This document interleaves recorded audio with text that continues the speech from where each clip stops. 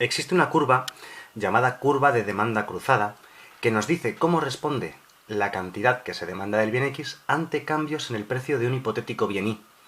Bien, para ello, para explicarlo, vamos a hacer como siempre un ejemplo.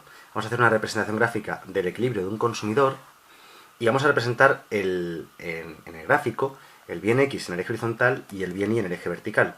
Vamos a tener una restricción presupuestaria como esta, y un equilibrio inicial cualquiera, que sería el punto de tangencia entre esta restricción presupuestaria y la curva de indiferencia más alejada del origen posible, que toca al menos en un punto a dicha restricción presupuestaria.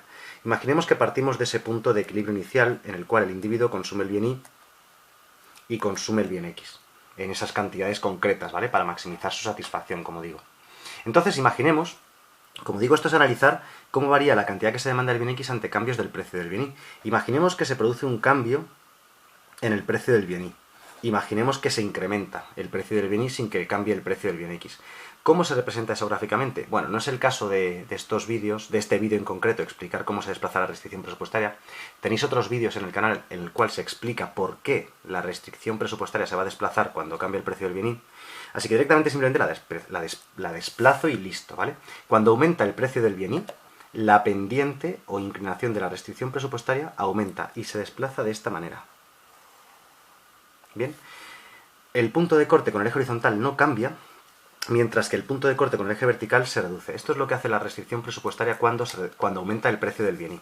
Bien, imaginemos que ese incremento del precio del bien Y provoca un cambio en la cantidad que se demanda del bien X y nos lleva a un nuevo punto de equilibrio. Imaginemos que el nuevo punto de equilibrio es un punto como este, porque por ese punto pasará también, no lo voy a dibujar para no ensuciar demasiado gráfico, pasará otra curva de indiferencia también haciendo tangencia por ese punto y nos dará el punto de equilibrio, ¿vale? Bien, entonces los cambios en el precio del bien Y, como podéis ver, van a provocar cambios en la cantidad que se demanda del bien X y en la cantidad que se demanda del bien Y. No quiero entrar ahora en este vídeo a hablar de los tipos de bienes, no quiero hablar si los bienes son ordinarios, sustitutivos, complementarios o lo que sea, porque no es el objetivo de este vídeo. Eso está explicado en otros vídeos que podéis encontrar también en este canal. El objetivo de este vídeo es simplemente explicar cómo se obtiene esta curva de demanda cruzada, ¿de acuerdo? Que es, ante cambios del precio del bien Y, analizar cómo cambia la cantidad que se demanda del bien X. Imaginemos caso contrario, que se produce una reducción del precio del bien Y. Bien, lo mismo, tenemos que saber que una reducción del precio del bien Y desplaza la restricción presupuestaria aumentando su pendiente hacia arriba, más o menos de esta manera. A ver qué tal me sale, menos mal que tenemos una regla, porque si no el dibujo hecho a mano sería casi imposible. Bien, la restricción presupuestaria, pivotando sobre el eje horizontal, se desplaza de esta manera, hacia afuera. Imaginemos que nos lleva a un nuevo punto de equilibrio, un punto como este. Todo esto es hipotético, ¿vale? Simplemente es un ejemplo. Imaginemos que nos lleva a un nuevo punto de equilibrio para el cual la cantidad demandada del bien X aumenta y la del bien Y también aumenta. Bien, pues si hiciésemos estos desplazamientos de la restricción presupuestaria por cambios en el precio del bien Y infinitas veces, iríamos obteniendo infinitos puntos de equilibrio del consumidor.